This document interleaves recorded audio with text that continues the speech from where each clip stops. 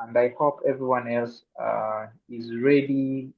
Take maybe you're seated anywhere else. You can take a bottle of water. And perhaps a notebook. It is always very important to take at least a few notes that your brain may not remember. So our mentor, I believe you're ready. That is none other than Brenda. So you can take over. Thank you very much. We're looking forward to learning from you. Welcome.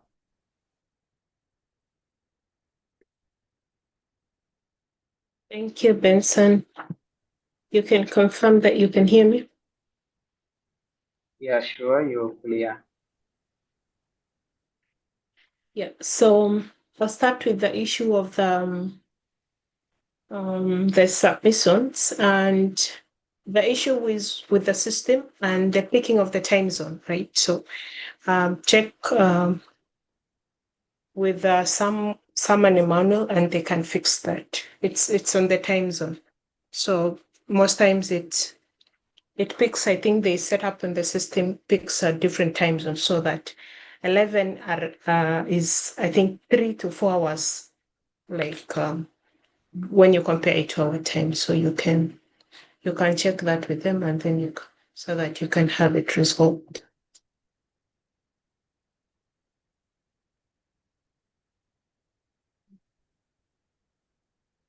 So as usual, let me record for those who might.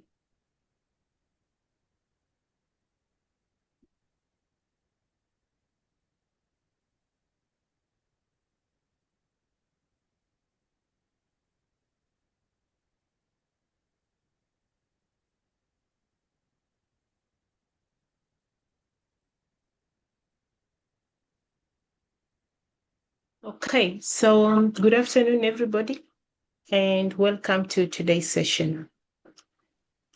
And before we begin, as usual, I start with the questions. And my favorite question is, how are you? Right? Because most of us have learned to answer the question without thinking, like, I'm good, I'm fine. So I normally like to ask that. Yeah. And when we start saying, I'm fine, even when we are tired, we say, I'm okay, even when our minds are crowded, going through a lot of thoughts. And we always say, everything is well. Yeah. Even when we are carrying a lot of things that are weighing on us. So I want us to do a quick activity. And I call this activity an energy check. So I'm going to put a link here in the chat so everybody can see it. Yes. So I want you to imagine your physical, mental, and emotional energy in form of your phone's battery, right? If you could see your internal battery right now, what percentage will it show? So click on that link and you go and you pick for me what percentage your current energy level is at. Don't pick because you are looking at your phone. I'm just saying, refer to your phone and how you see a percentage of the battery on your phone. Think about it as your internal self. How does that look like? And you tell me. Benson, you can test that link and confirm that it's okay. The link is it looks broken. It is not It's opening. not opening well. Let me just copy another one. Response, certain, and copy.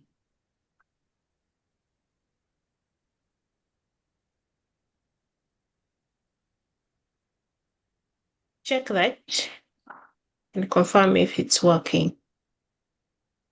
Yeah. Yeah, this It's is okay? working. Yes. So everybody just quickly, even those on phone, just pick your energy level. I'm going to be displaying what we are going to be typing. It has no name, no nothing, so don't worry about you being the center for attention. So just fill in your energy level. Think about your physical energy, your emotional energy, your mental energy, and just tell me what percentage you're at.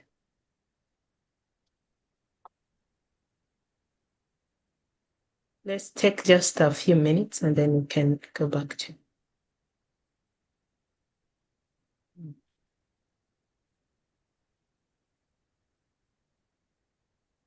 Just stay in nice.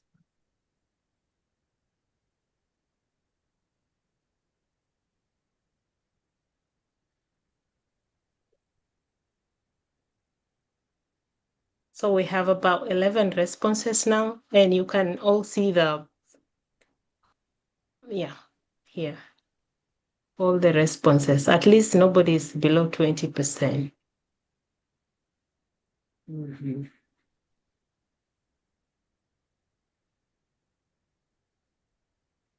So that's about 2 people fully charged and energized. That's so nice to read. 4 people doing reasonable well. And 2 people managing but losing energy. And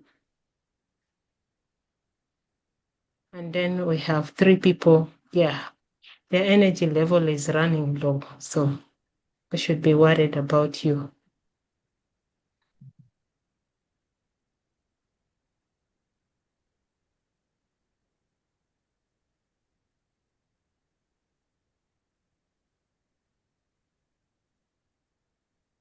Okay, so as you can see from the report, some of us are feeling so much energized. Some of us are managing right now.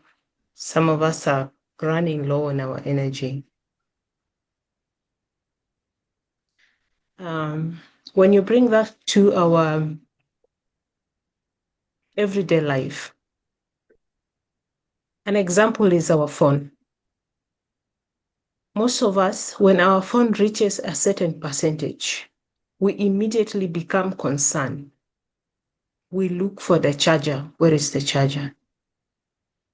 Sometimes we put it on energy saving mode. Sometimes we reduce unnecessary usage. Even when you are busy talking and you see that the battery is running low, you stop immediately.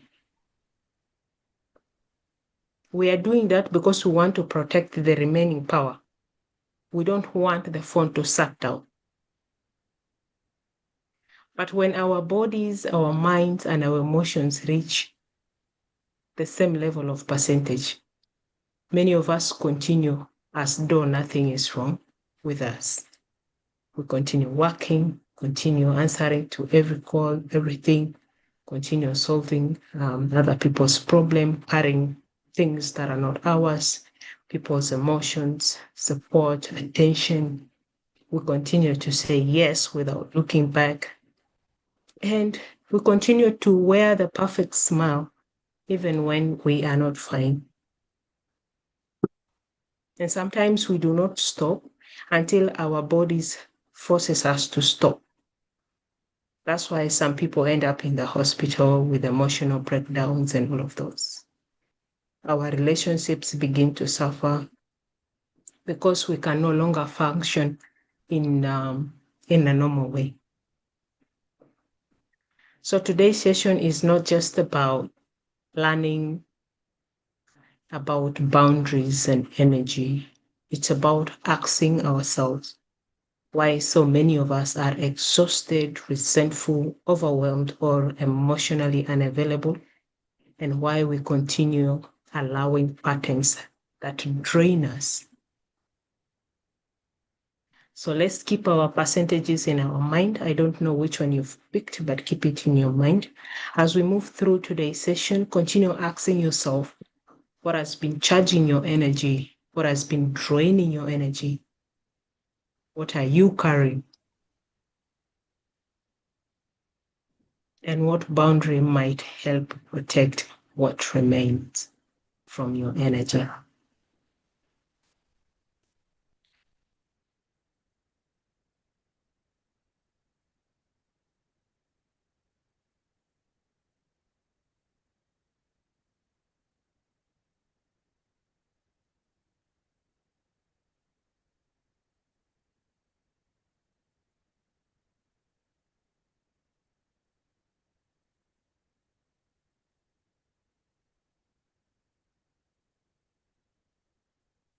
So today we are going to be looking at boundaries and energy management. I don't know if this sounds very familiar to most of us. It's possible that you know it or you don't know it. Maybe you're hearing it for the first time, but it forms a part of who we are and how we operate in our everyday life. The subject of boundaries and energy affects every one of us. It affects the person who is always expected to help. It affects the eldest child who has to carry family responsibility. It affects the person who cannot ignore a request for anything, money, time, whenever they are asked and when they are also struggling. It affects an employee who responds to everything without having to set clear boundaries at work. It affects a friend who wants to show up every time and everywhere without checking in with themselves first. It affects parents, caregivers, name it. Many of us have been praised for being strong. And people normally say, oh, you can always depend on her, you can always depend on him. He never says no. She never says no. Just go to her, she'll find a solution. Call her, she will help. Those are familiar words, voices that we normally hear. And oftentimes, those words sound like compliments, but sometimes behind them is a person who is exhausted, someone who is overwhelmed and afraid to admit that they have reached their limit.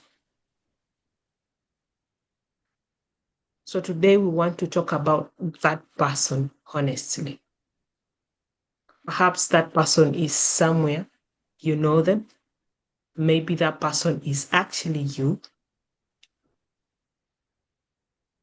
So today we want to talk about that person. We want to talk about healthy boundaries and why they matter in our everyday life. We have a number of objectives, but at the end of today's session, you should be able to walk away with knowing what boundaries are if you've not known, and how you can set one for yourself. You can also recognize the difference between healthy boundaries or creating walls. You can also move away where you will understand personal boundary, professional boundaries, and all the different types of boundaries that fall within those categories.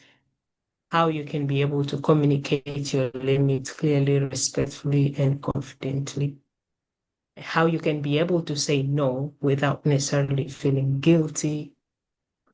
And then also to be able to conduct a personal energy audit and develop some practical strategies that you can use so that you are able to enhance your well-being and sustain your energy level.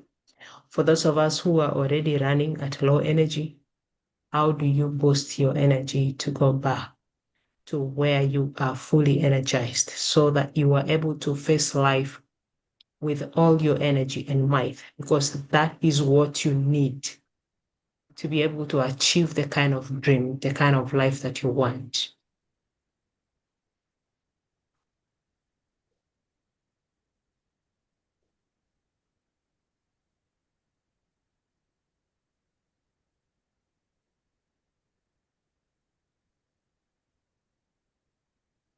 Most of us are not tired because we are working very hard. Some of us are tired because we have no boundaries. Most of us, we don't know how to say no.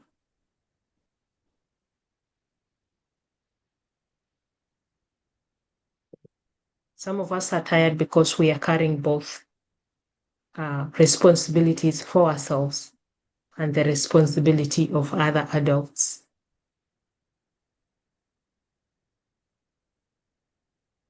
Some of us are tired because we are the emergency contact for everyone that is within our network. Some of us are tired because we keep agreeing and saying yes to things that we obviously know that we have no time for, no financial resources for, no emotional capacity to do, but we still continue to say yes. Some of us are tired because we fear being misunderstood.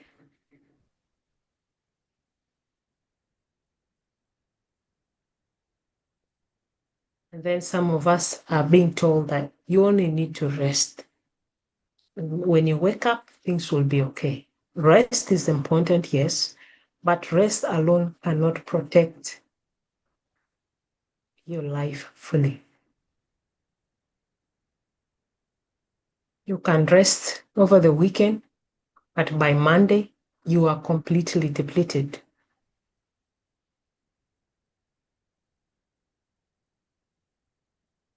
Because sometimes we have people, their demands and their patterns, and they have unlimited access to us. Sometimes you don't only need sleep. Sometimes you need a honest conversation. Sometimes you need limit. You need support yourself. Sometimes you need to release certain things. Sometimes you need to stop explaining yourself to people who have already decided that your needs are inconvenience, that they don't matter. So rest is okay. It can help you restore energy temporarily.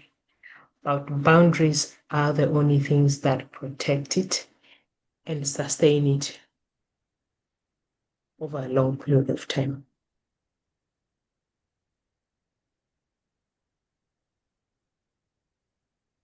When we talk about boundaries, we are referring to a personal limit that communicates what we need, what we value, and what we expect, what we accept, and how we expect to be treated.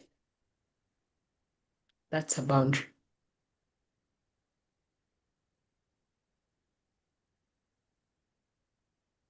Your boundary answers important questions such as what you're comfortable with, what you are not comfortable with, what you can realistically give, what kind of responsibilities you can take and cannot take, when can you be available, when do you need rest, what kind of behavior will you not tolerate from other people.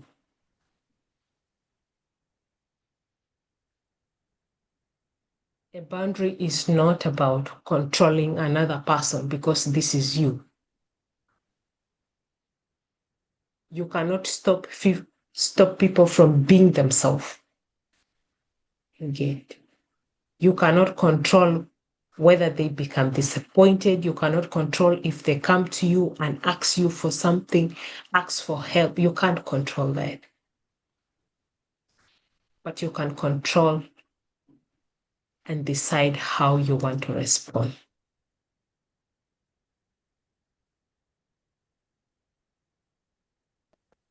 For example, a boundary is not when you say you must never raise your voice.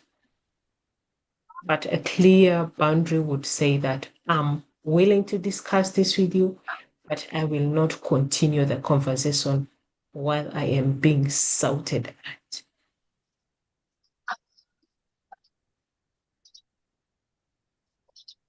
So the boundary clearly identifies what you will do. The boundary is what is going to give people a clear information about how to relate with you. And it also gives us a direction about how to protect ourselves.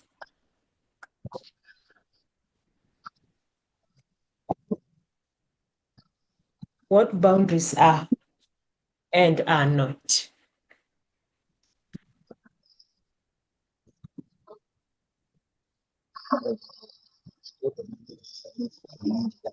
Benson, try to mute that person that is not muted.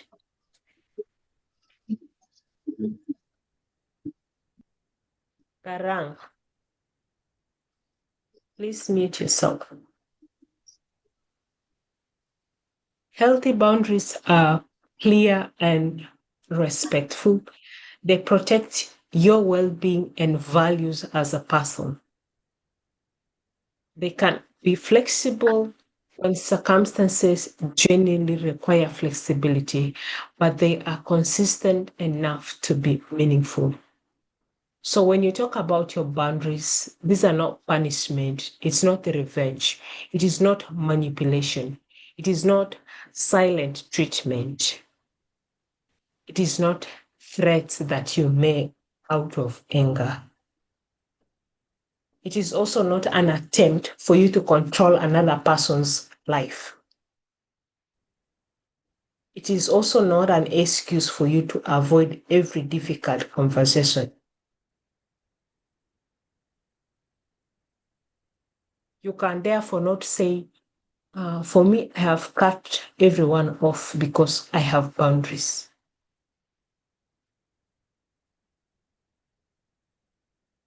That cannot be a healthy boundary. That is avoidance. Healthy boundaries allow you to connect with others, but they define the conditions required for that connection to remain respectful.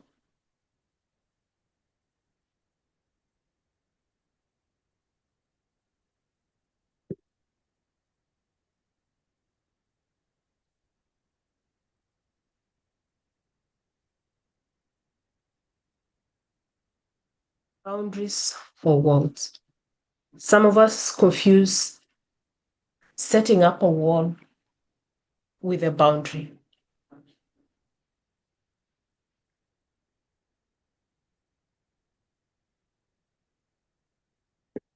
Boundaries protect your connection, but the wall prevents connection. When you think about somebody hurting you, and the moment that happens, the only thing you could think about is like, I'll cut you off completely from my life. You're building a wall.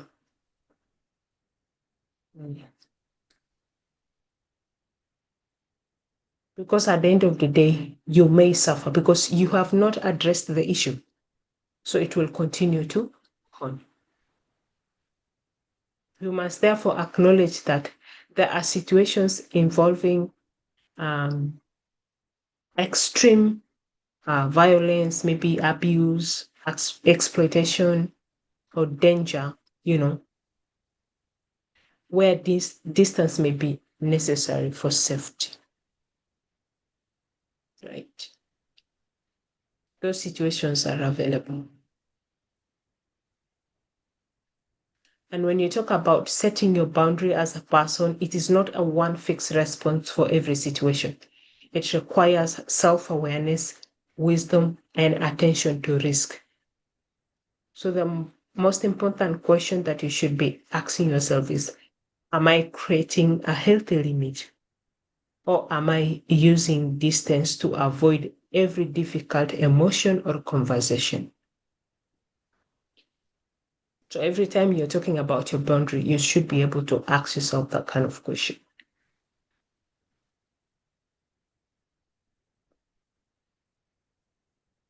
Just by talking about it, boundaries may sound very simple because we are basically discussing it. But when you take real life, they can be very, very difficult. It's very easy for someone to say, set a boundary, than to set one in real life, especially with people that you love and care about. It's easier for somebody to say, oh, why didn't you say no? Right? But it's very hard for you to say no to people that you know, people that you love, people that you care about, your parents, your siblings, your partner, friend. These people's reactions matter to you. That's why it is not easy for you to necessarily say no to them. And this is because we fear disappointing these people. We want to be seen as kind, as generous, and dependable. We worry that people will call us selfish, disrespectful, or proud.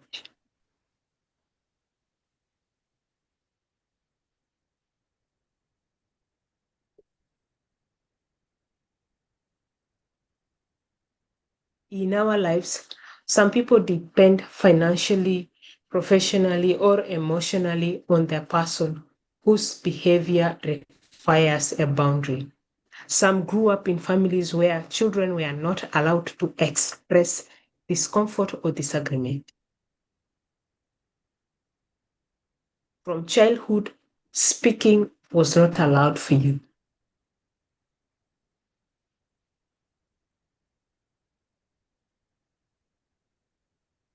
For the women, we have been continuously told to make sacrifices to prove that we love and care.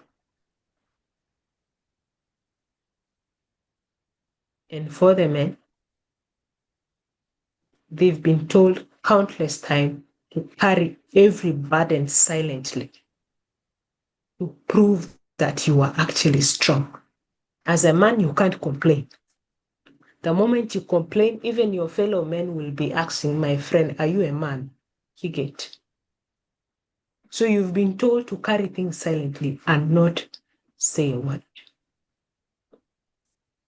Some cultural expectations also teaches us that we must always be available to relatives, to community members, regardless of our capacity. Whether you have the capacity to be available or not, you must be available culturally.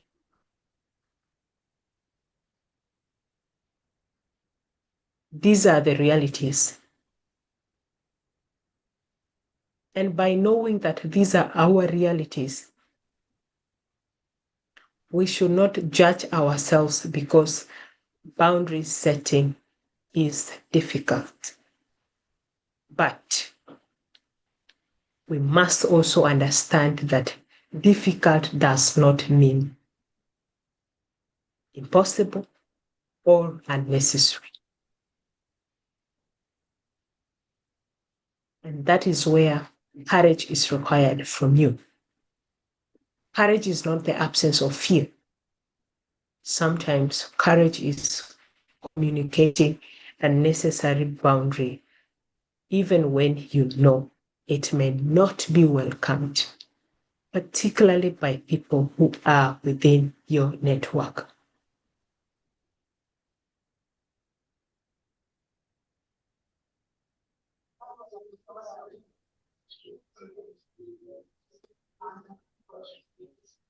Sometimes the real struggle is not knowing what to say.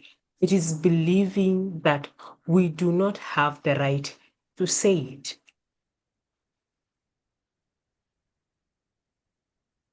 Even before you think about it, you feel like you don't have the right to say that.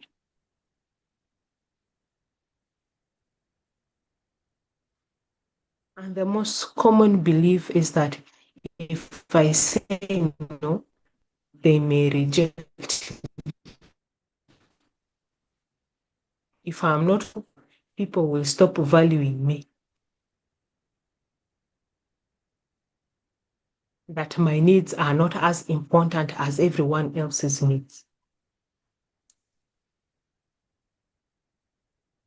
That it is easier to tolerate the situation than to create conflict.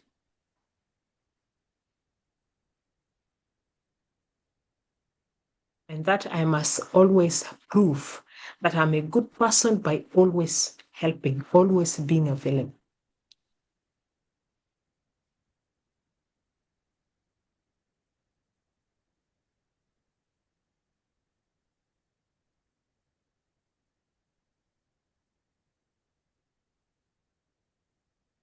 These are not only behavioral problems, they are belief problems. We believe in these things, but they are not the actual truth.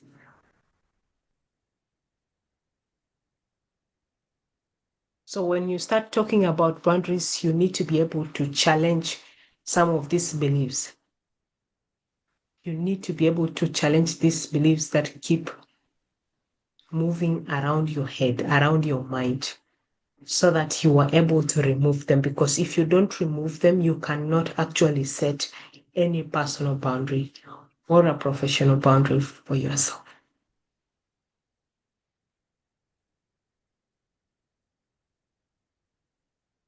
So, what is the cost of living without boundaries? And why is it important that as a person, you must have boundaries?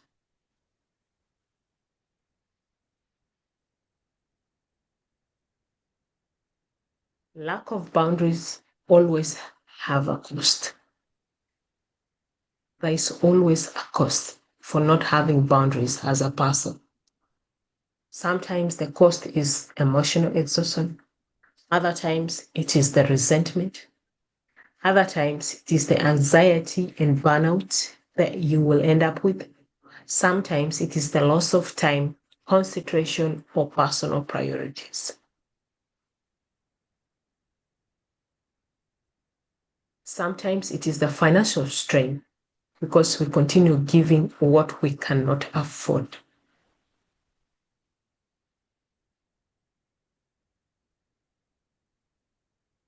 Sometimes it is the damaged relationship because we tend to remain silent until our frustration become anger.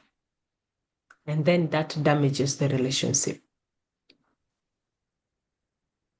Sometimes it is the loss of identity because our lives have become entirely organized around what everyone else needs.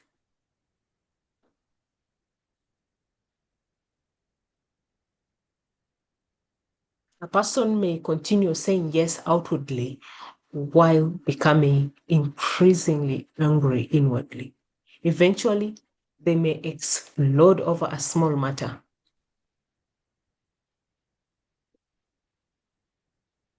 And then the entire world that you've built, the people around you, they become confused because they did not see all the silent resentment that had been accumulating inside you. They become confused. People start to wonder, is it the same person? Or are we getting a new version of this person? And that is why boundaries are not only for you, they also protect relationships from unspoken expectations and resentment.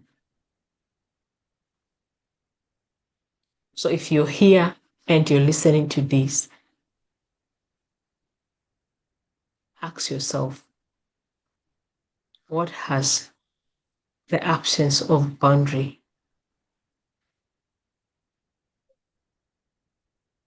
already cost you? Has it cost you your rest, peace, money, focus? Has it cost your confidence? Has it cost an opportunity for you? A relationship? Is it costing your physical or mental well-being?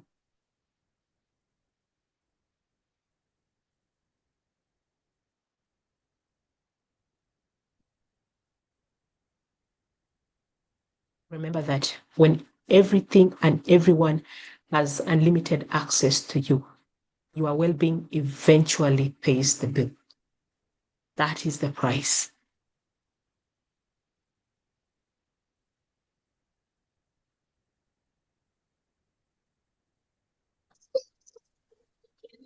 We've talked about limiting beliefs before now, and just like the limiting beliefs that we have about life, we also have limiting beliefs about boundaries.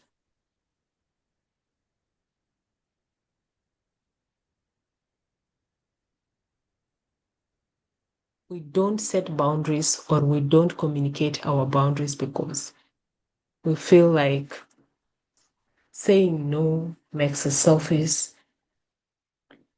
that you must always be available. If someone is upset, I am wrong. What if their problem has nothing to do with you? Why do you want to assume that if somebody is upset, it is your problem?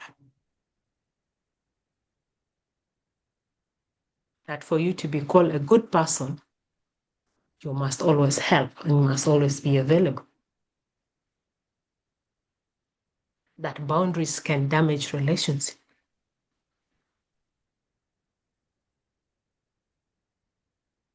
That you must explain yourself until people accept what you're trying to communicate.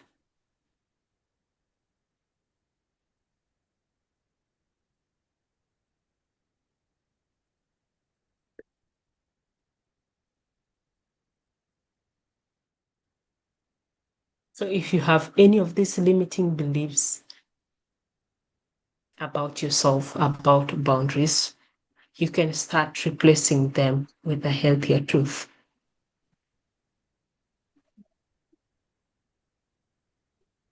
Saying no does not necessarily make you selfish. It protects your capacity and honors your priorities.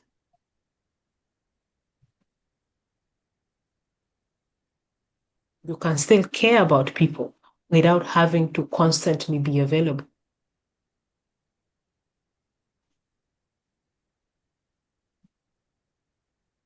You can support people, but support people within your capacity.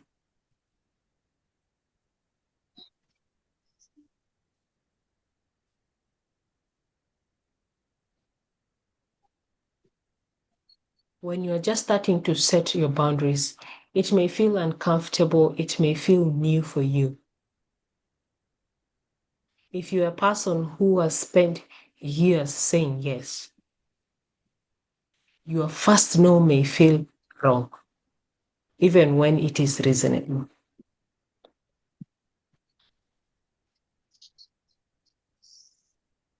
Personally, I've been in a place where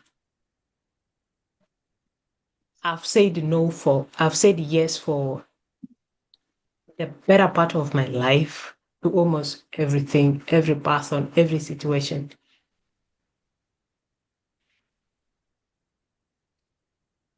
I actually had to go to a class to learn to say no. So I'm speaking from that experience. It's very hard. And like I said before, especially when you're dealing with the people that you love, family members, relatives, a partner, it's very difficult for you to say no. Somebody tells you, okay, do this. Yes. Give me that. Yes. Can you? Yes. Everything is a yes. You don't question. You don't think. It's just a yes and a yes and a yes. Year after year after year after year. So it can feel uncomfortable. And don't think that when you start putting boundaries, people are just going to accept it just like that. No. They will question it, they'll trash it, but this is for you. This is for your own well being. And you must do what is good for you, because if you break down, rarely will they even come to help you, to support you. But they need you to remain available. And for you to actually remain available to support them, you need to first take care of yourself. You cannot pour from an empty cup. If you are an empty cup, if you have nothing to give, you can't give. So you have to fuel yourself, re-energize yourself before you can give out.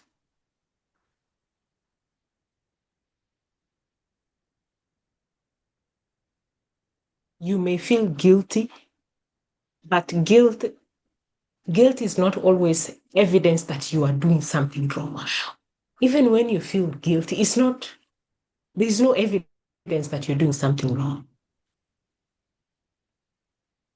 Sometimes it's just that you are doing something that is unfamiliar, even to your own self, that this is new for me. You get. So if it is new for you, expect it to be new for other people as well. So you may feel guilty about it, but it does not make it wrong.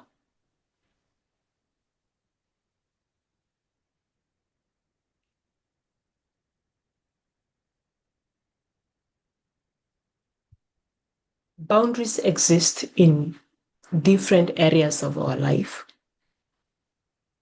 When we talk about physical boundaries, these are boundaries that protect your body, your personal space, your privacy, rest, and physical comfort.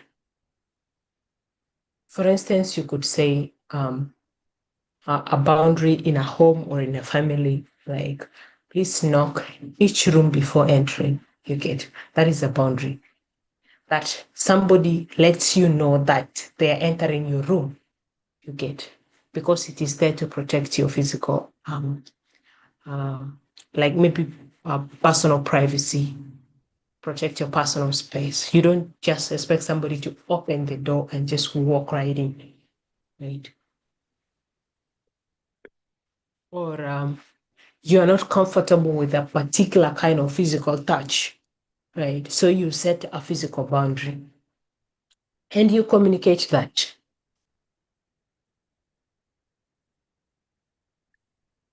When we talk about emotional boundaries help to distinguish between supporting another person and becoming responsible for all their emotions.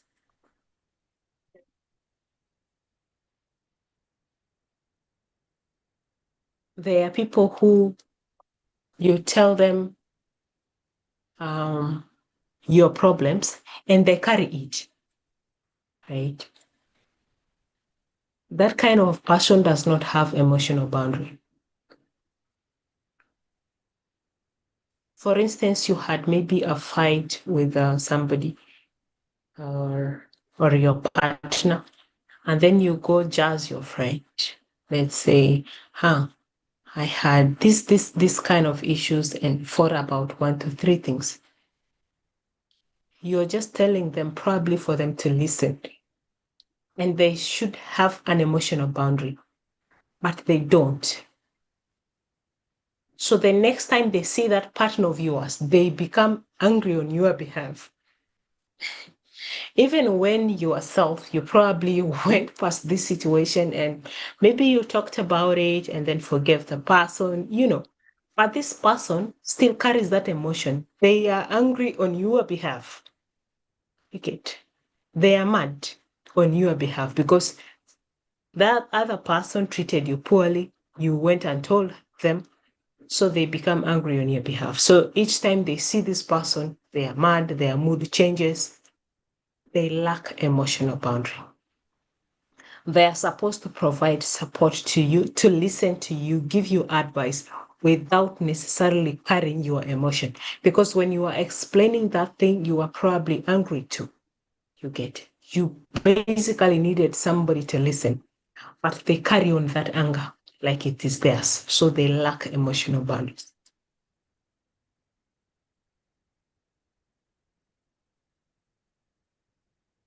Time boundaries. This protects your schedule and priorities. Some of us don't have time boundaries. We are just living life in without schedule, like randomly. We are constantly available for almost everything. If your friend calls, hey, let's go to the salon, okay, you jump. Another time, okay, let's go, you jump. You have no schedule, no boundaries, no nothing. A good person should be able to plan with you. Like, hey, this weekend, I have 1 or 2, 3 activities that I want to do. Are you available? That is somebody who is trying to check if you have a boundary. But some of us, we don't have any time boundary. We don't have a schedule. We are open to almost everything to the extent that people feel like, don't bother, just schedule. That one will just fall into place.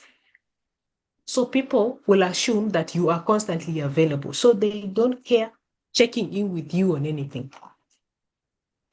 And because you're somebody who has been present all this time, it is now very hard for you to say, you know what? I had plans for 1, 2, 3 things, but you fear that you have been available. How do you start saying no to this person? So you forego your own activities to go and please somebody else. You forego your own activities to go and achieve somebody's dream somewhere. And when you could actually be focusing on your own. So you lack time boundaries.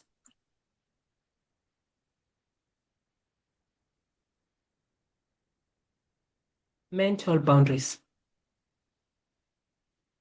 Mental boundaries protect your thoughts, your values, your beliefs, and your right to make decisions.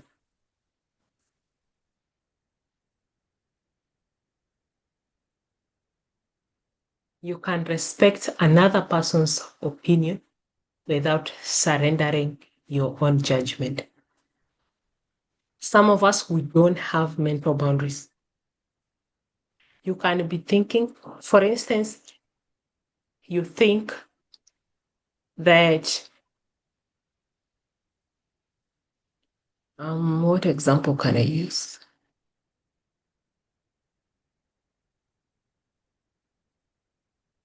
I want to give an example for mental boundary that relates to our everyday life.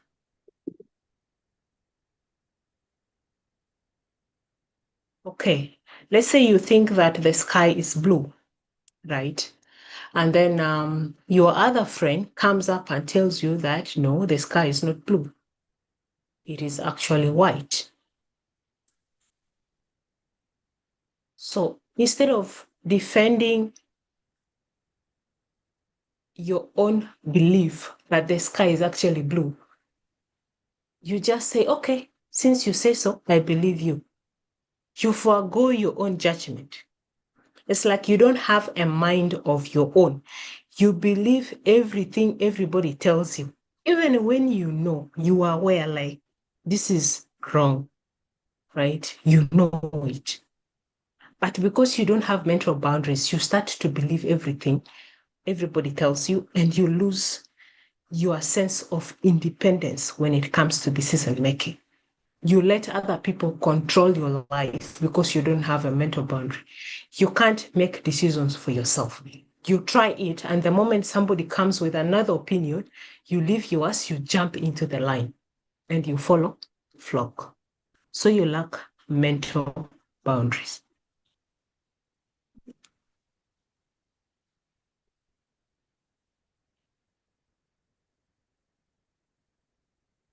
We also have relationship boundaries.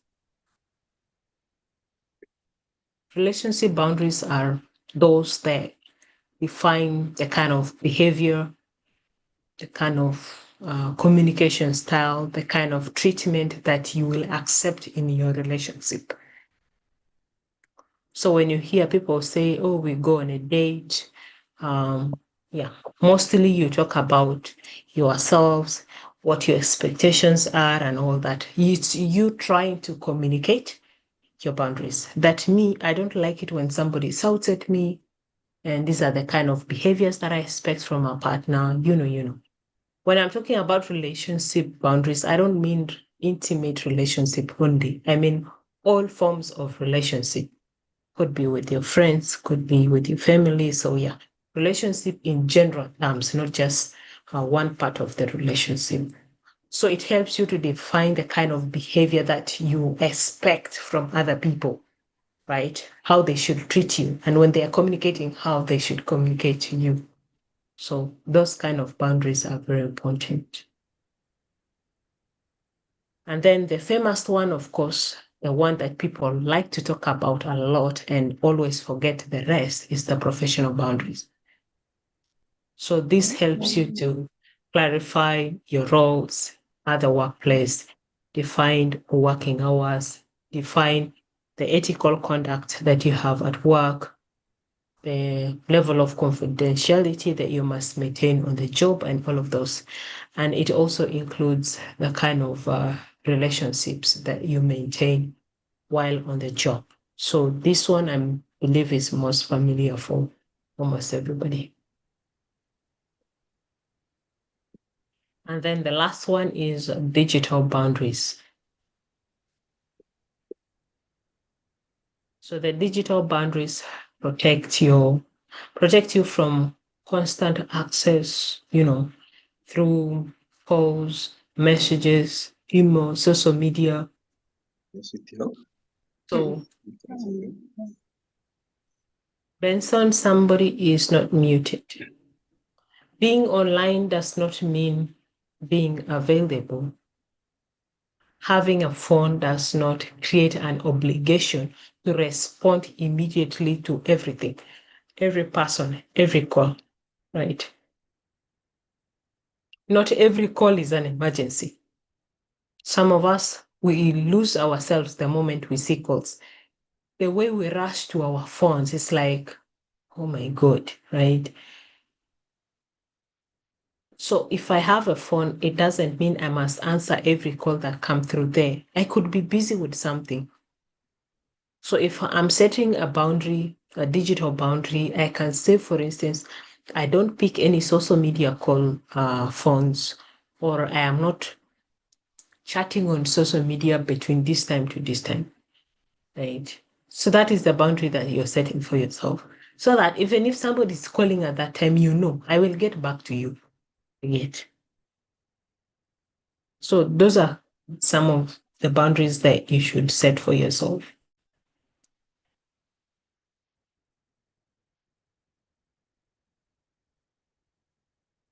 So all the different types of boundaries that we've talked about here falls between two broad categories.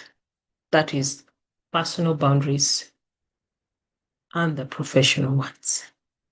All the different types fall between the two in form of categories.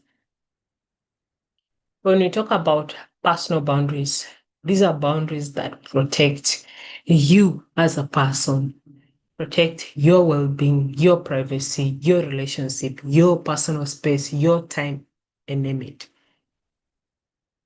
So any boundary that you set that helps to protect you as a person is a personal boundary. It helps to decide what kind of information you share, who has access to you, how much support you can give, what behavior you accept and expect from other people, how you use your time, how you spend your money, when you need to rest, and all of those.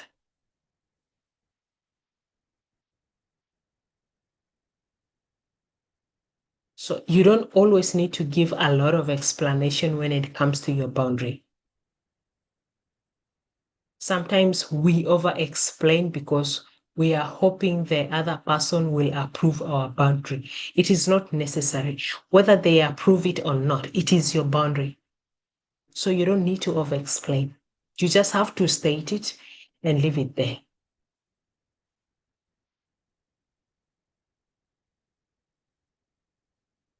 It will not become valid only because someone agrees with it. No. Even if nobody agrees with it, it is yours, so you must own it.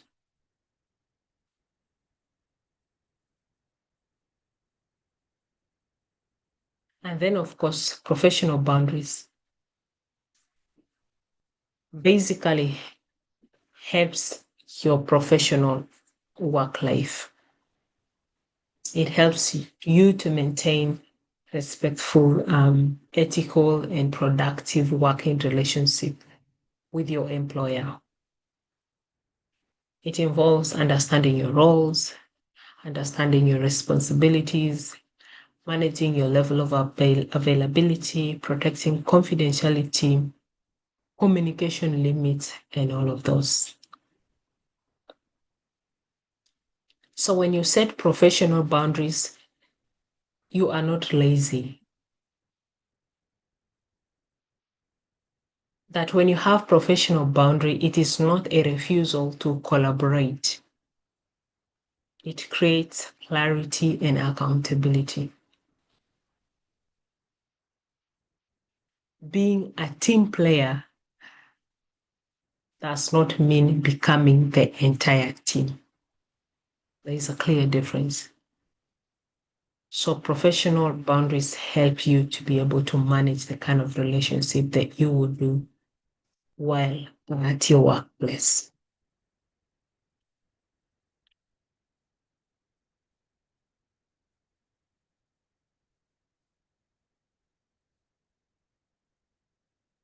Personal and professional boundaries may overlap sometimes. We said that the personal boundaries protect our private lives, whereas the professional boundaries protect our work life. So the two can overlap sometimes because some of us, we like to create relationships even at the workplace, right? So if you have a friend you're working with, you could have a supervisor who may know your family, or if you have a relative or a sibling that works with you in the same office. So it is possible for these boundaries to overlap.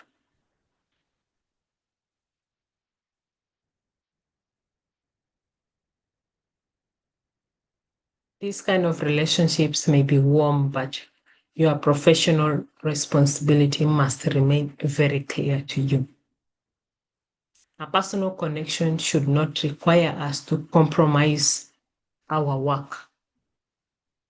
You cannot compromise confidentiality, fairness, professional judgment, or organizational standards because of a personal connection.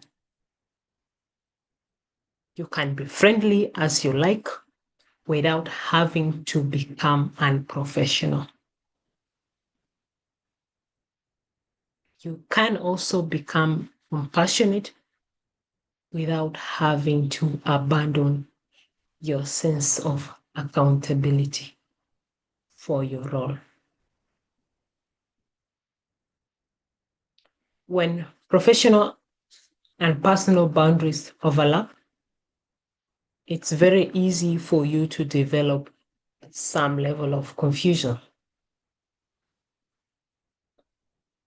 Some people may expect special treatment because you have a personal relationship with them. A colleague of yours could easily use your friendship or connection to avoid some level of accountability.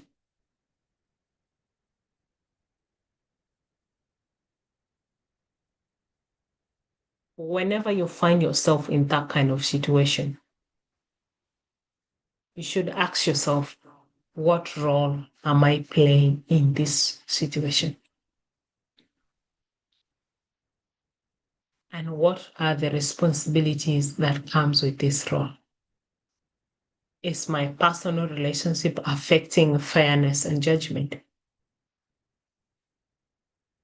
Would I make the same decision if this person were not my friend or relative?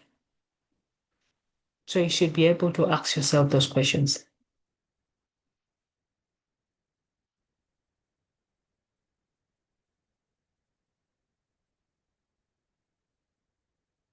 Boundaries do not eliminate compassion. They stop compassion from becoming inconsistency or favoritism.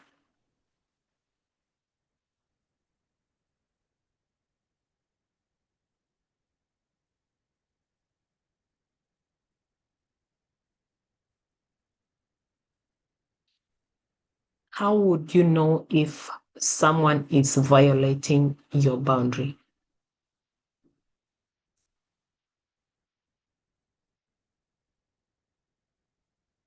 A boundary violation occurs when someone crosses a limit that protects your dignity, your privacy, your time, your safety, or responsibility, especially after the limit has been communicated.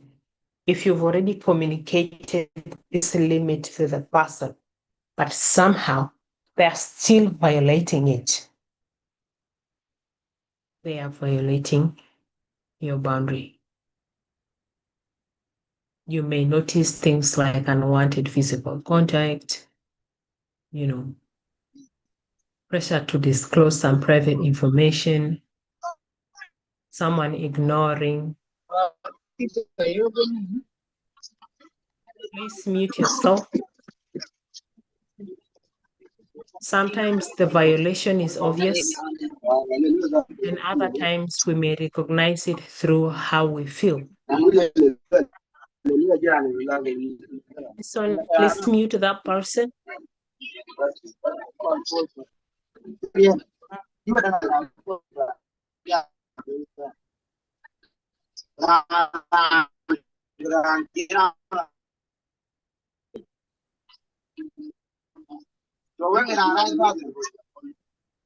What, can you unmute yourself?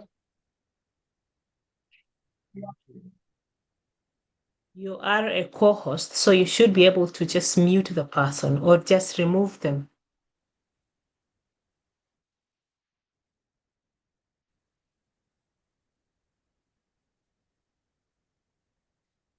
So I was saying that recognizing a boundary, sometimes the violation can be very obvious, but sometimes we may recognize it through how we feel. Sometimes when you feel uncomfortable with someone, you feel pressured, you feel resentful, unsafe, or disrespected. Those are some of the signs that you would know that somebody is actually violating your boundary. Okay. Please.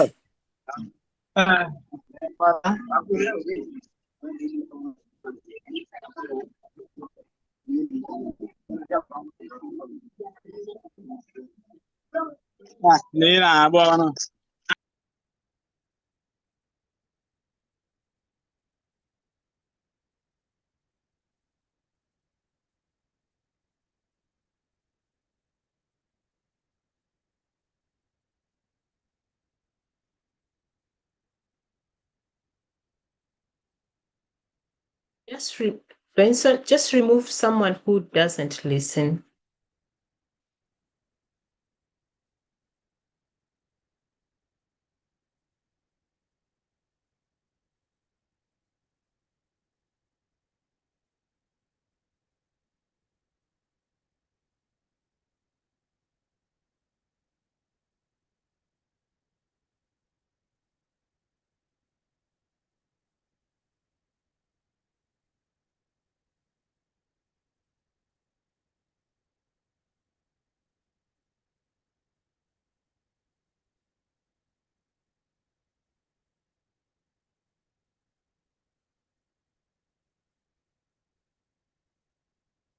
Okay. So as I was saying, sometimes our boundary violation can be very obvious, but other times we may recognize them through how we feel. Like when we feel uncomfortable about something, we can recognize it in that manner. And these feelings do not automatically prove that another person is wrong, right? But it provides information that something needs to be examined. So when you feel bad about it, it doesn't mean that the other person is wrong. It's just saying that you just need to look at this back again. So you should ask yourself, what value is being affected? Jesus Christ.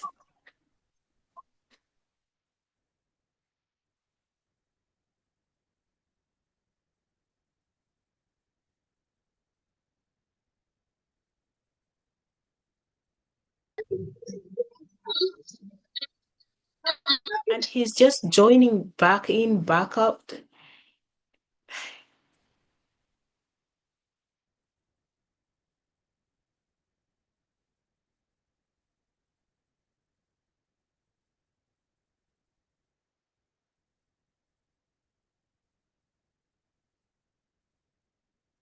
Okay, sorry about that. So those feelings do not automatically prove Jesus.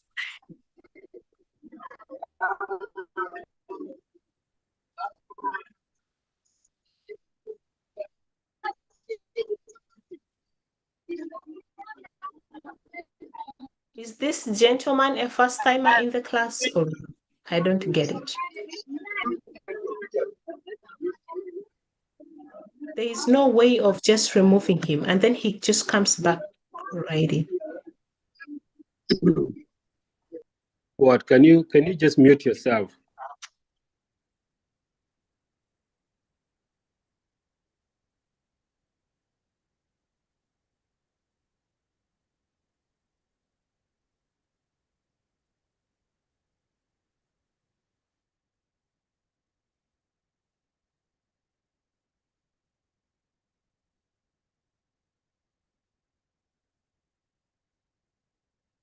Hey.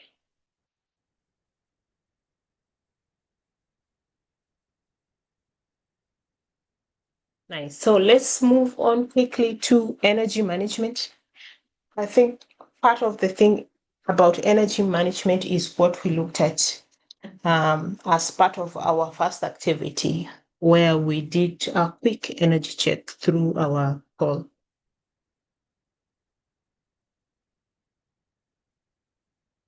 So we are talking about boundaries and energy management because every demand on your life requires energy.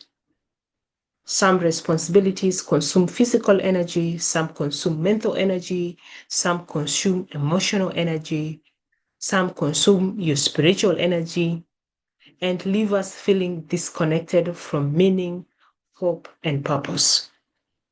So everything in our life every day runs on energy. Our entire life runs on energy levels.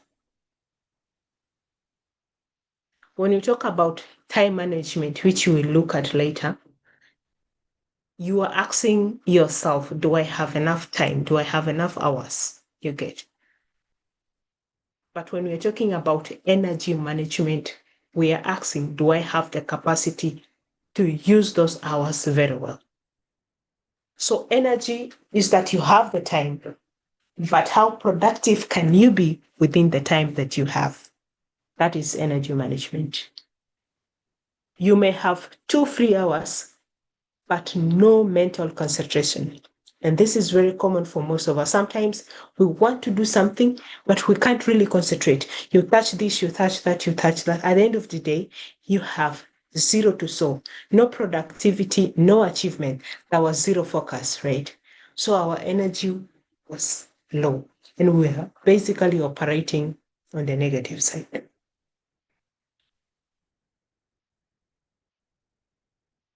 And then for some of us, we may be in a position where we have been able to complete all our tasks, but we have no energy left to enjoy life because you're working so hard and you're building something.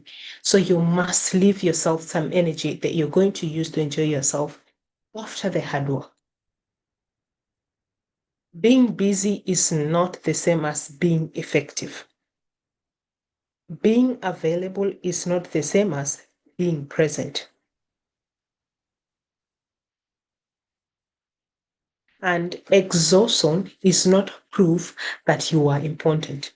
You can exhaust yourself to the bone, but somebody may still not value that. So, yeah, it is not a proof that you are important. So, where is your energy going actually? Your energy in your everyday life is spent in many ways.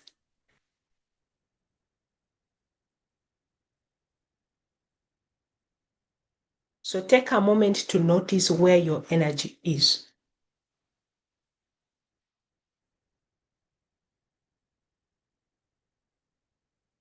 Meaningful work may require energy while also giving us fulfillment. Supportive relationships may restore us. Prayer, rest, movement, learning, and progress may recharge us. But energy may also be drained by overcommitment, constant availability, people pleasing, lack of rest. All of these things drains your energy. So you may be at full bar, right? but very soon you will end up at 10%, 20%, or you are even operating at 0%. Not everything that uses your energy is bad. The question is not whether something consumes your energy. The question is this responsibility necessary, meaningful, and sustainable? And am I carrying it in a healthier way? That is the question. So how can you use your energy intentionally? When we talk about our energy, it has the physical, mental, emotional, and spiritual dimensions. Your physical energy is affected by sleep, health, nutrition, and movement.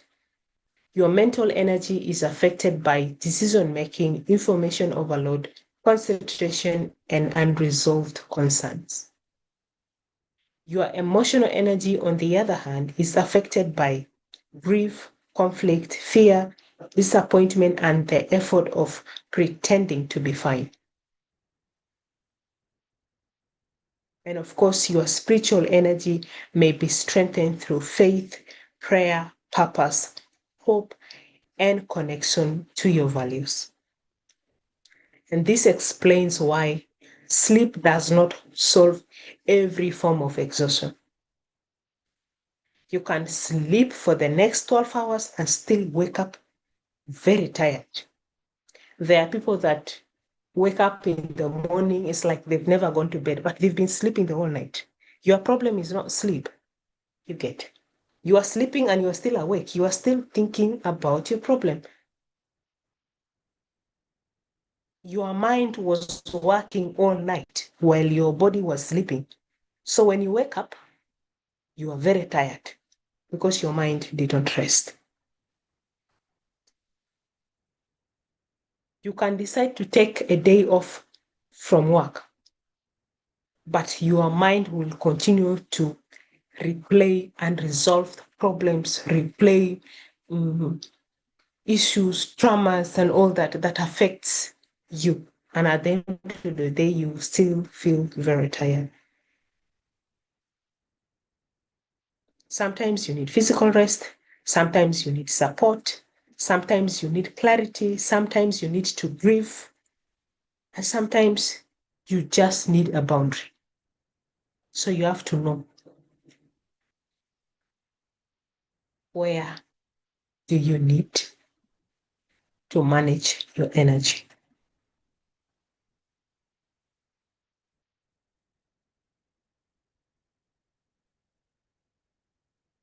So I had a personal energy audit activity that I wanted us to do, but I guess we will do that after I wrap up the session. I wanted to share for us to do an energy level activity, but we will do this part after that.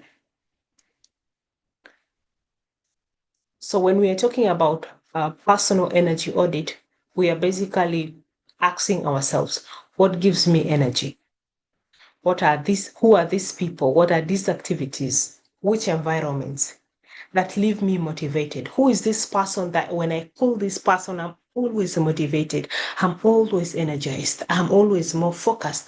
I always find a purpose to go through everything in life. Who is that person? What is this activity? Is it reading? Is it meditation? Is it going to church? What kind of environment? Do I need to go to the riverside? Do I need to go to my bed, sleep? You just have to ask yourself, what gives you energy? And then 2, what drains your energy? Remember, you are doing an energy audit, so you have to ask yourself these questions. What drains your energy? Overcommitment, difficult relationships, poor rest, constant availability, unresolved stress. All of these are things that drains your energy. And then number 3, when is my energy strongest? So you notice the peak focused periods, low energy times, and the habits that influence both. When is your energy strongest? Which period? Is it in the morning? Is it in the evening? Is it in the night? Is it in the day? Which month? Which day of the week? Is it a Monday? Is it a weekend? So you have to be able to audit that for yourself and know when is your energy strongest.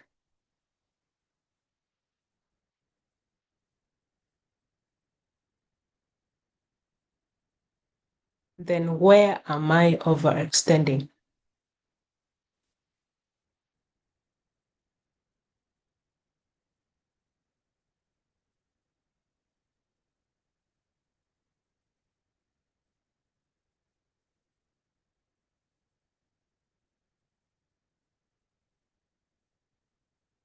Where am I overextending? So identify all those unnecessary responsibilities, those repeated yeses where you don't know when to say yes, those excessive access and places needing support or boundaries. So you should be able to identify those and be able to clearly identify those so that you are able to set boundaries.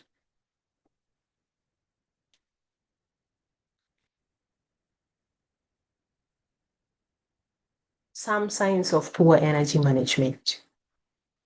When you do not manage your energy well, the signs often appear before complete burnout. Physically, you may experience constant fatigue, poor sleep, headaches, and tension. Mentally, you may experience poor concentration, forgetfulness, indecision, or brain fog. And then emotionally, you may become irritable, anxious, unmotivated, or emotionally numb. And of course, behaviorally, you may start procrastinating, you will withdraw from your networks and relationship, you overwork or become unusually reactive to things.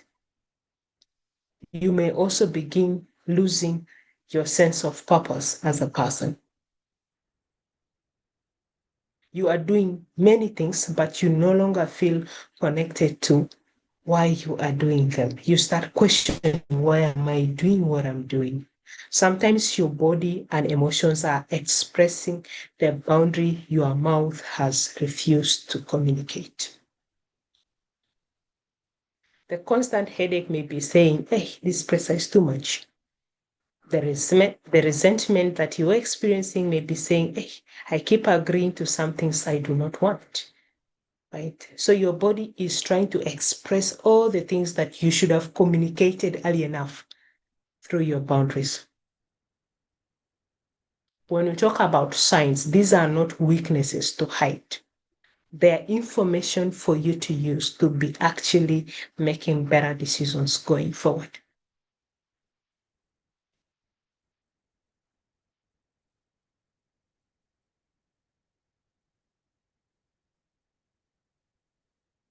And of course, our most favorite part, how do I say no without feeling so bad about it, without feeling guilty?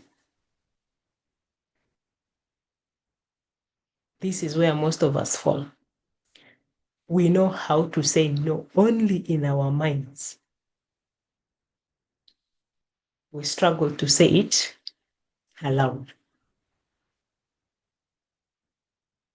And then you'll be telling yourself, hey, what will they think? Will they call me selfish? Will they stop including me in the network? Will they become angry? And of course, at the end of the day, you say yes with your mouth, while everything inside of you is saying no, please say no. But your mouth is saying yes. Then, of course, we go ahead and fulfill that request with a lot of frustration.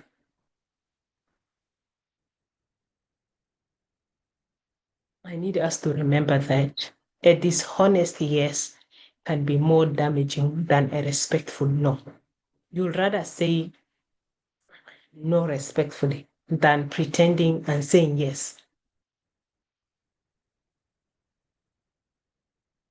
When you say no, it doesn't always mean that you don't care. Sometimes it means you don't have the capacity to. You have another commitment. You cannot give this attention right now. You may look at it some other time.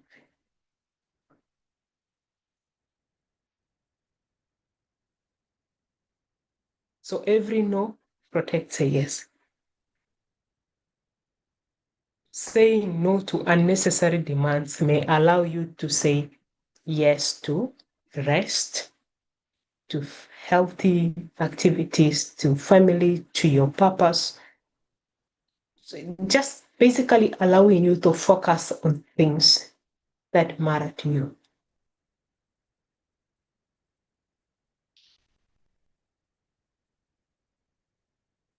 How can you say no respectfully? A respectful no can be brief, calm, and clear.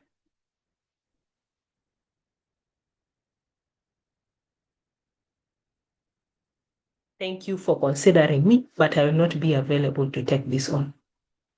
I understand this is important, but I do not have the capacity to support it today.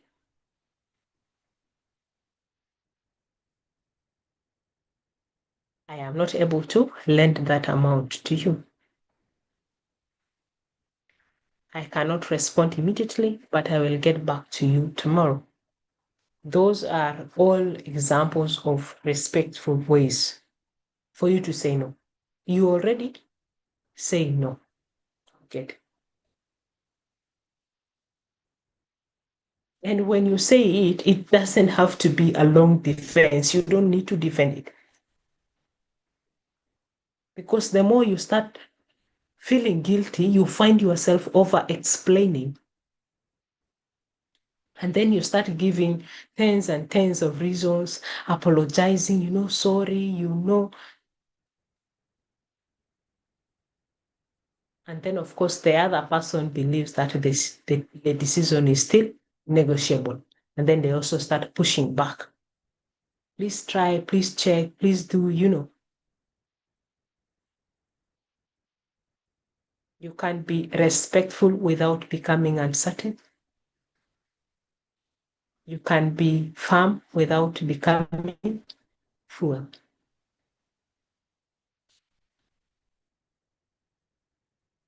So as a person, if you set clear boundaries, it helps to reduce confusion.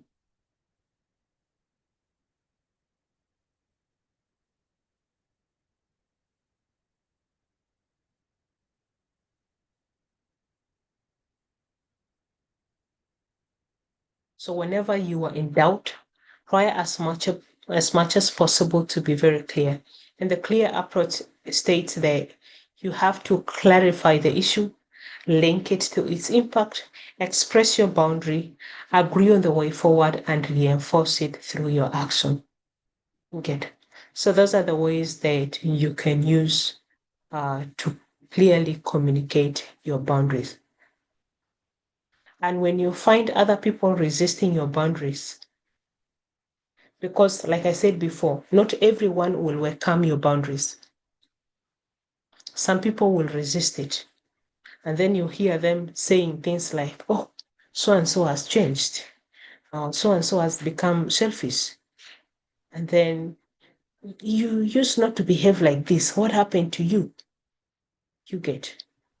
Those are signs of resistance. They are trying to resist your boundary. Sometimes they are correct about one thing because honestly, you have changed because now you have boundaries. You get. You have become more aware of your capacity.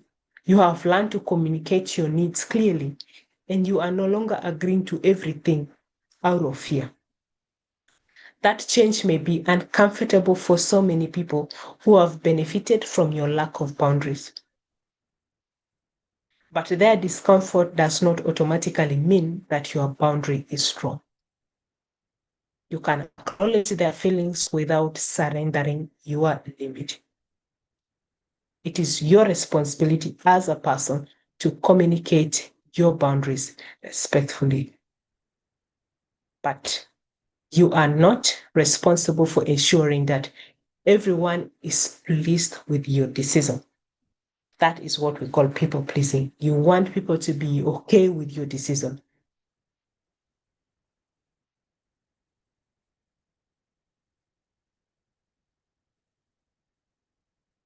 So as you're planning to set your boundaries, please ensure that you follow through. If you repeatedly communicate a limit but never act when it is ignored, people may learn that their boundary is optional. That's why we talk about the consequences. When we talk about consequences, it's not a revenge. It is the action that you take to protect yourself. When you communicate your limit and somebody is not respecting it, you take action. Because when you're communicating it with consequences. You get. But if you don't put consequences, they will assume that this is temporary. They can violate it anytime. You get. So consequence is what gives your boundary meaning. So as you're setting your boundary, you must set consequences as well.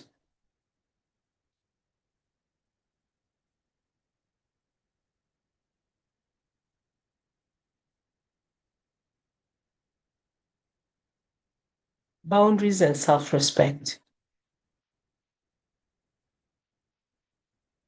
So having boundaries is what puts self-respect into practice.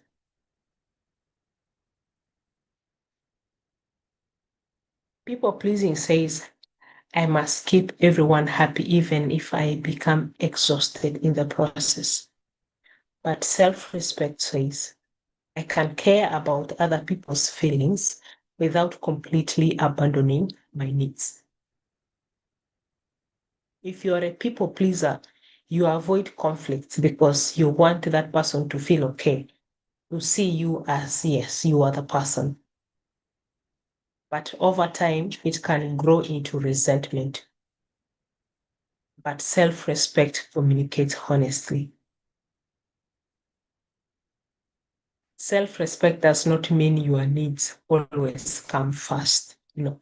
Sometimes other people's needs may come before yours, but it must include your needs. You are not the only person who matters, but you are also not the only person who must never matter.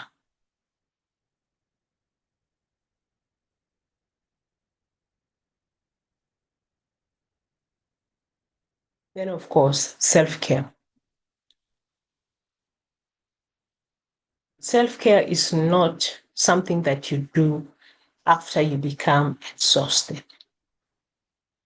It's about what you establish to prevent unnecessary exhaustion. A bath, meal, a holiday trip, a good rest, name it. This can benefit you in the long run. However, the benefit may be temporary if you keep returning back to the same unlimited demands. So boundaries will help to ensure that your self-care is sustainable. When we talk about self-care, we're saying you are able to protect the time for resting, you're declining demands beyond your capacity, limiting digital availability, asking for help, addressing disrespect, and including seeking professional support where necessary, right? Sometimes the most powerful act of self-care is not adding another activity to your life. It is removing something that is repeatedly harming you.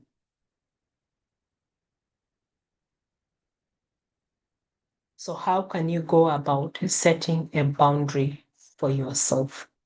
First of all, recognize the warning signs. Notice the resentment, the exhaustion, anxiety, or discomfort. Secondly, identify what needs protection. Is it your time? Is it your dignity? Is it your health, money, privacy, your values? Name it. Then, of course, thirdly, decide what boundary is required. What specifically needs to change. Then number 4, communicate it clearly. And 5th, prepare for the response. The person may accept it, question it, or resist it, but reinforce the boundary through consistent action. The purpose is not to control the other person's response. The purpose is to become clear about your response as a person.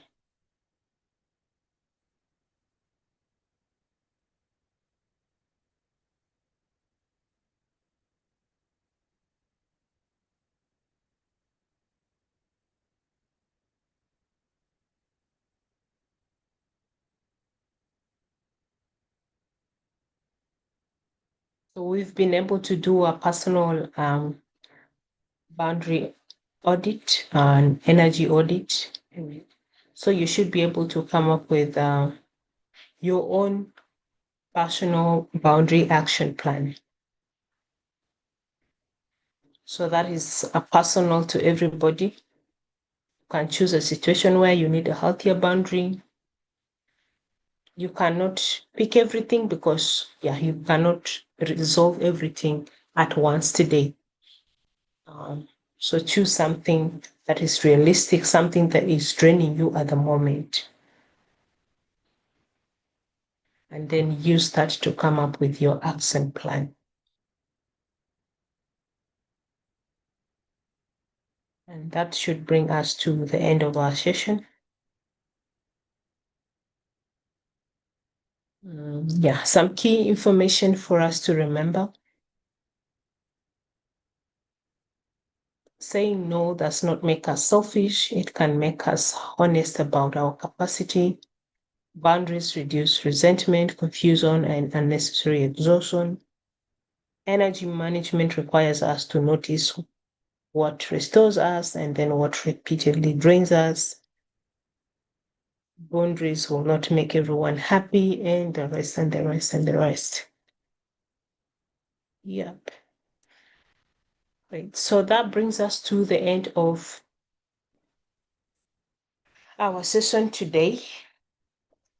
I'll stop sharing my screen and we go back to any questions and answers, if any.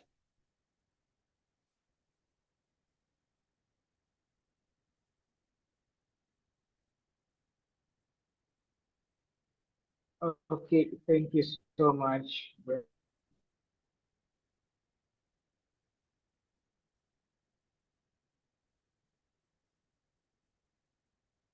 You can, I think, unmute yourself because you're muted again.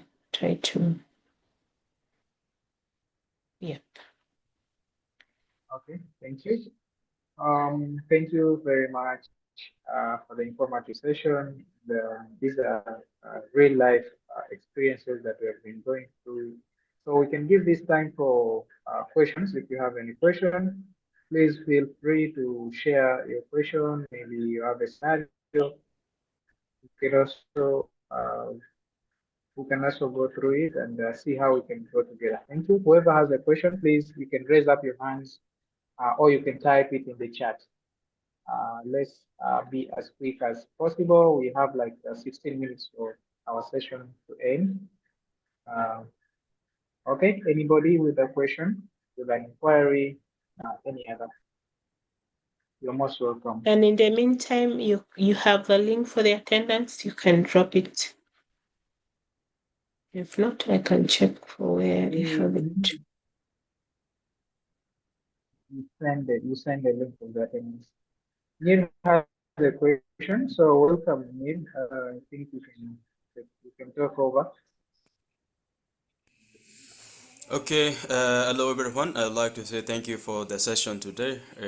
Full of insight and reflection. Actually, it is one of the topic that a bit touching, especially for Africanism or especially for South Sudan. I know it is something that every one of us feel, and it is something that we experience in our daily life.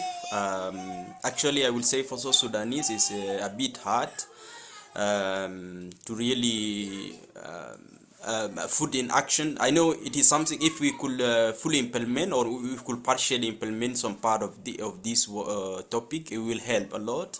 And I really know it is one of the things that is affecting everyone around the countries, and you can also witness on yourself. That is why it's also increasing the cause of unfair process in our leadership also, because you are selected today and you realize everyone from your community, your Payam, your county, or maybe from your state, you will be boom.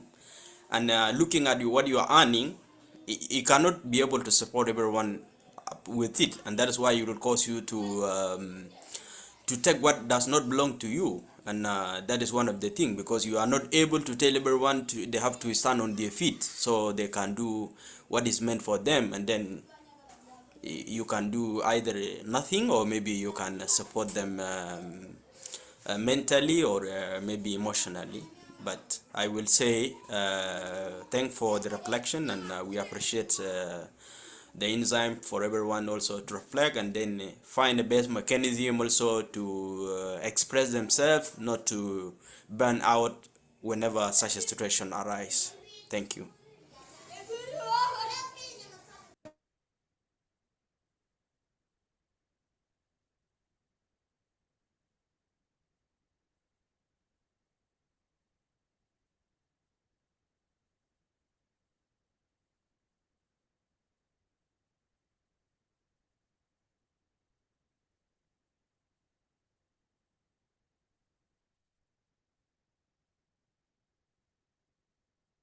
I don't know. Benson probably left. Yes.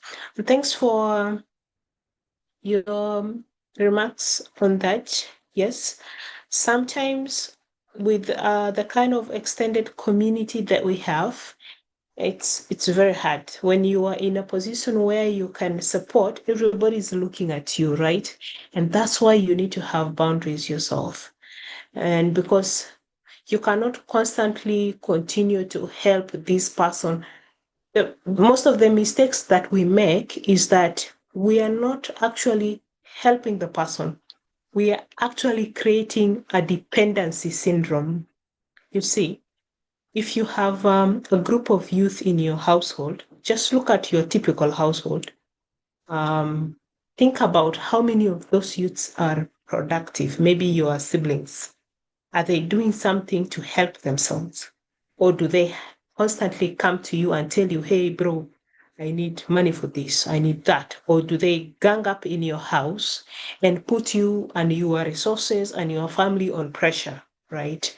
Because they are comfortable because you are providing for them. They don't want to do anything. They would rather not work hard and provide for themselves, but they have you take care of everything for them. And that's what they want. Because if I can get it free here, why do I need to go struggling outside, right? But if you are the one and you are in a position where you can actually help, don't create dependency syndrome. What you can do in your position is to ensure that everybody that you're trying to help becomes independent. But if you are creating a dependency syndrome, it will drain you. And the moment you start lacking, they are the same people who will come and start laughing that, oh, you were in that position, you were earning this kind of money, what did you do? Obviously, you spend the money on them, but will they remember that? No, right? So it's very important for you to set that kind of boundary, even for the family. Yes, Dane. All right, thank you. Number one, I didn't get your name earlier on. I think I joined a bit late. Maybe you had already introduced yourself and I didn't catch that. Number two, my question is in a situation where someone has always been available, yeah, like whenever you need them, they're readily available. But of course, you communicate that in advance, not that you just surprise them. But then the one time they need you, you're occupied, you have other things to do. How do you politely decline that without hurting their feelings? That is my first question. The second one is I don't know if this applies to this session. Let's say you are an overthinker and you've been overthinking. Maybe the person has recently established boundaries and you're not really sure on how to go about with those boundaries, and then you start to overthink. Are they changing how they view you or anything like that? Let's say, for instance, it could be like a friendship where like this person is a little bit more distant, and maybe you've asked them, well, what could be the problem, and they say there's nothing. But then again, like in your head and your instincts are kind of telling you something is odd. um, how do you deal with such a situation? So I don't know. Those are the two questions that I needed to ask. Thank you. And yes, I didn't mention my name earlier on. I think, yeah. So I did introduce myself some time ago. So I didn't think it was necessary to introduce again. But my name is Brenda. And I'll start with the first one, where you talk about how do you say no to someone who has been available for you, and now it's your turn to be available for them, and you are not able to. And I want to assume that you're not able to because of a genuine reason, not that you're trying to say no to them. So you can say no with gratitude, you get. You can say no with gratitude, with honesty and reassurance. The aim is for you to acknowledge what they've done for you without treating the past support as a permanent debt that requires you to agree. You get the point? So most of us, when we do good, when somebody does good for us, or when we do good, we expect that person to carry that thing like a bandage on their face. And that's where we go wrong. You get? It's like, I helped you last time. Why are you forgetting it? You get? I am not supposed to carry that like a bandage on my face. I am grateful for that help, right? But I can't be able to say no to you, you get, because you helped me last time doesn't mean that now I should worship you. That's totally different thing. We confuse the two. Most people want to help not because they even want to help. They just want to put you in a place where you start worshiping them like small gods. That is it. They are not interested in helping you. They just want to place you in a situation where you must not resist them. The moment they start telling you do this, you should just do it because yes, they help you. You get. So most of the people that we have in our connection are in this category. They're not interested in helping us. They just want to put you in a situation where you will forever see them as your God. That if it wasn't for this person, I will not be doing this. You get. And that's where we lose ourselves completely. It doesn't have to be that. So remain grateful to people who've helped you, but don't carry that as your cross because somebody helped you. They have been put in that position of helping you. So they should not take advantage of you by the virtue of them helping you. That is one. And then you talked about overthinkers. I also overthink sometimes, right? And when you are an overthinker, your greatest weapon is open communication. If you don't communicate, you will be stressed in this life because you are thinking 10 steps ahead and somebody is still at number one. So you are the one who is the problem, not the other person. So if you know within you that you are an overthinker, the problem is most of us don't recognize that we are an overthinker. And the credit goes to those of us that know that we are overthinkers. So when you request for help from somebody and they say no, or when your partner in relationship starts communicating how they feel about something, they're trying to communicate their boundary. You as a person, if you know you are an overthinker, please sit in that meeting and ensure that they clarify every question that you have going on in your head. Because the moment you allow yourself to walk out of there without clarifying things, you start to overthink, and then you feed your mind with all the possible negative scenarios, and that is what is going to destroy you and that relationship. So instead of overthinking about things, open up to that person and just tell them your thoughts. Tell them the insecurities you're having. Tell them the things that are going through your head. They would listen. If there are people that care, they would listen without judgment. They would listen to support. So place yourself in a situation where you're an overthinker, but you don't have to unnecessarily overthink when you have an opportunity to actually ask the person that is concerned you get. So your greatest weapon is open communication with anybody.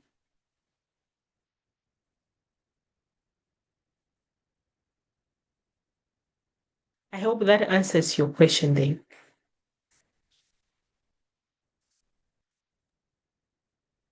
Yes, it did.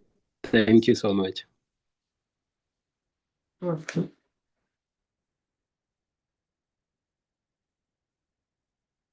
Okay, any other question?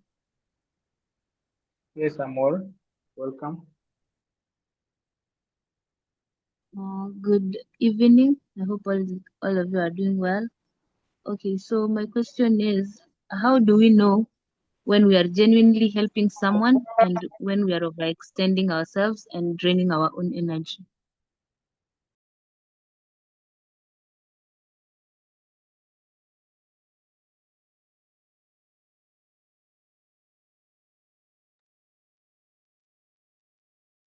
Thank you. I think a lot of people are struggling with the network issues.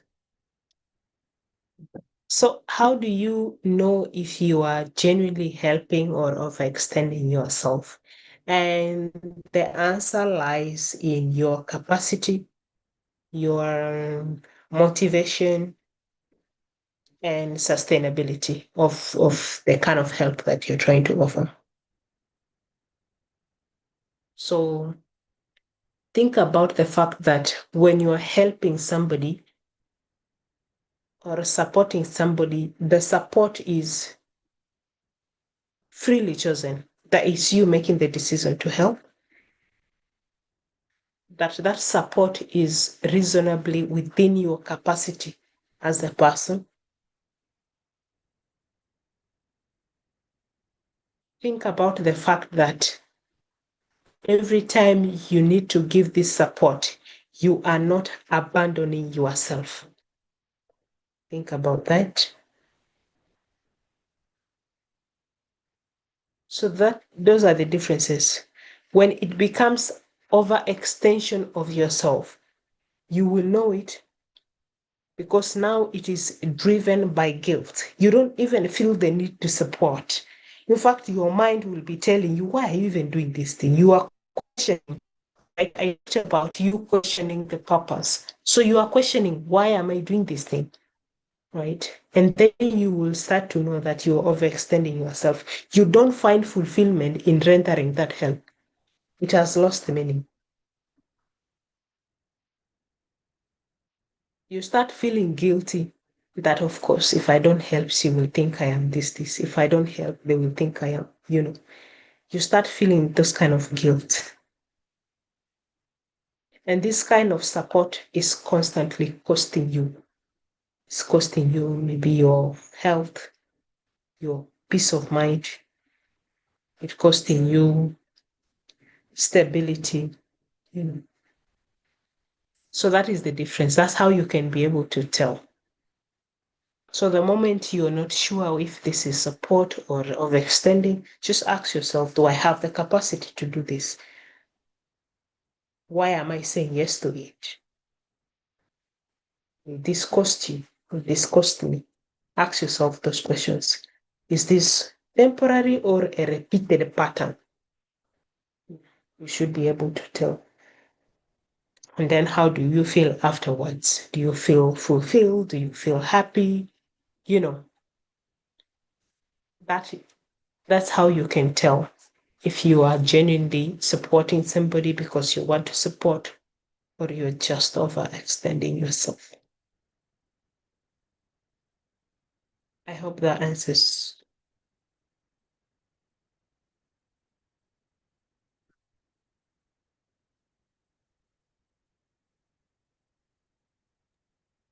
Okay, yeah, Amor, I think you've been answered. There is need for clarity, you can also say. Meanwhile, Brenda, please share the attendance. I cannot access it in my side. And if there's anybody with I a had question, already shared it. I'm going to put it here again. I think I shared it. So it's here. sure, you can check it out. It's on the chat section for those who need the attendance. So as we proceed, our time is up. Maybe there's something very, very important you need to ask. Please, maybe we can extend our time by 10 minutes because we started at 2:10. So we must make maximum use of our time. So if anyone has a question, please, let's use this time, 8 minutes. Then we can call it a session. Thank you.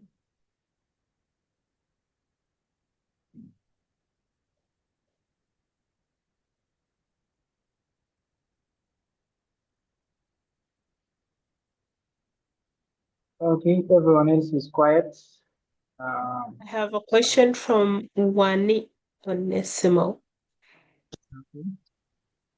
How can we protect our energy and set healthy boundaries without becoming emotionally unavailable or disconnected from the people around us? Okay. So you can protect your energy without becoming emotionally unavailable by creating boundaries that regulate access and not eliminate connection. When you talk about emotional availability, it means being present, honest, empathetic, and responsive. It does not mean being constantly accessible, absorbing everyone's emotion, or solving everyone's problem. So what you can do is to stay connected, but communicate your capacity as a person. We talked about that. And then ask what kind of support is needed. Because when somebody comes to talk to you, you're supposed to ask, would you like me to listen, help you think through your problems, or assist in a certain way? It's good because this prevents you from automatically taking responsibility for everything. And then, of course, you can also offer specific availability instead of unlimited access. You can say you're available from this time to that time instead of just not communicating your time boundary. And then they assume that you are available all through any time. They can just walk into your life and share. You can also say no to a request and not a relationship, because sometimes when you say no, somebody will assume that, oh, so you don't love me anymore, so you don't care. They misunderstand. So you have to clearly communicate your boundary. When you are saying no, you mean no to that request, not the connection. There's a difference. That even if I'm saying no to you, it doesn't mean you will stop being my relative. No, you don't change that. Some things are related So we're related by blood. So let's say it's a sibling, you can say no, right? But it doesn't take away the fact that you will remain related. So that connection cannot be broken, but you can still say no to that person. Obviously, somebody will be angry and mad why you say no to me, and I'm your brother, I'm your wife. You're not supposed to say no to me, right? But you have the right to say no, you get, because of all the reasons that we've talked about. If it is breaking your boundary, it's breaking you as a person. Learn to say no. And when you're saying no, say your no respectfully, not when you are disrespecting the person. Just say no respectfully. And when they don't understand it now, don't over explain, because the moment you start over explaining, you will lose meaning halfway.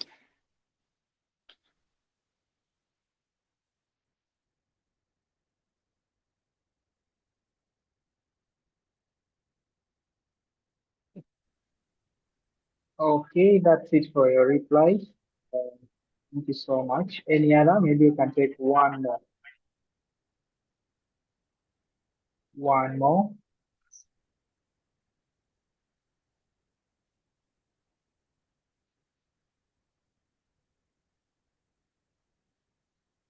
One more question, not there. All right. So, Brenda, you may conclude, then we can close it.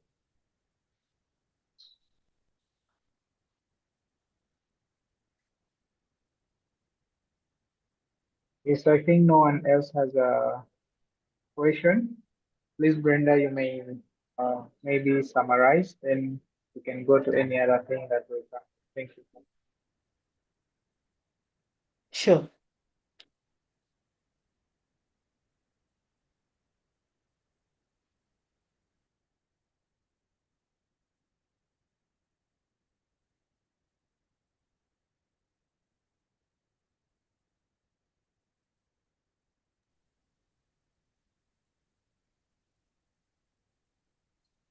So I will be uploading the materials in the LMS. You will check it there.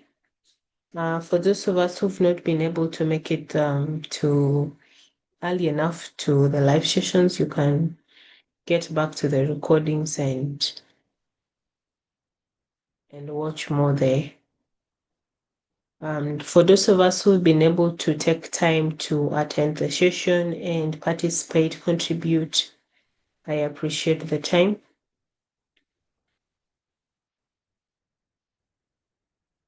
So as I said before, we were speaking to that person that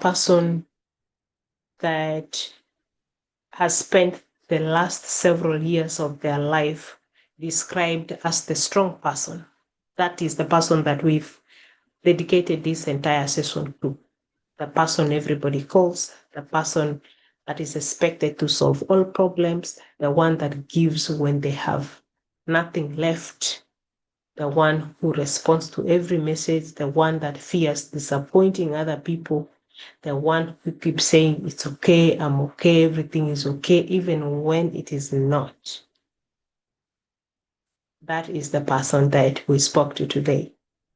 But I want you to remember that being strong does not mean that you must have no limits. Being loving does not mean that you must accept everything and carry everything for everybody. Being generous does not mean that you must give until you have nothing left. Being responsible does not mean carrying the responsibilities of every adult around you. Being committed does not mean being available every hour and every minute. Being a good person does not require you to continuously abandon yourself. Sometimes we believe that if we stop doing everything for everyone, people will stop valuing us. But if you have a relationship that only survives when you are exhausted, when you are silent, constantly giving, then that relationship does not only need your sacrifice, it needs a healthier boundary. Some people may be disappointed when they see you change. Some may misunderstand you. Some may say that you're no longer the same person that they used to know. And perhaps you're not, and that's okay. You are becoming someone who can love without losing themselves. Someone who can give without becoming empty. Someone who can support others without carrying their entire lives on their head.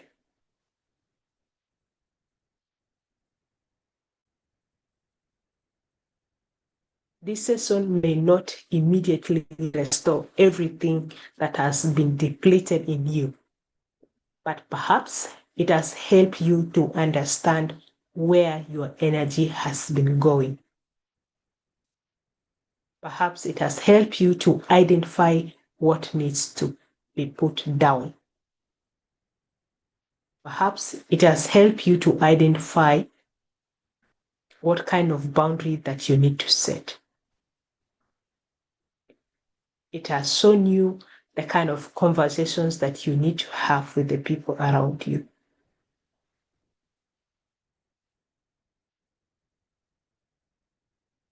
Having a boundary is not evidence that you no longer care. Boundary is an evidence that you want to care without eventually becoming resentful, exhausted, and emotionally absent.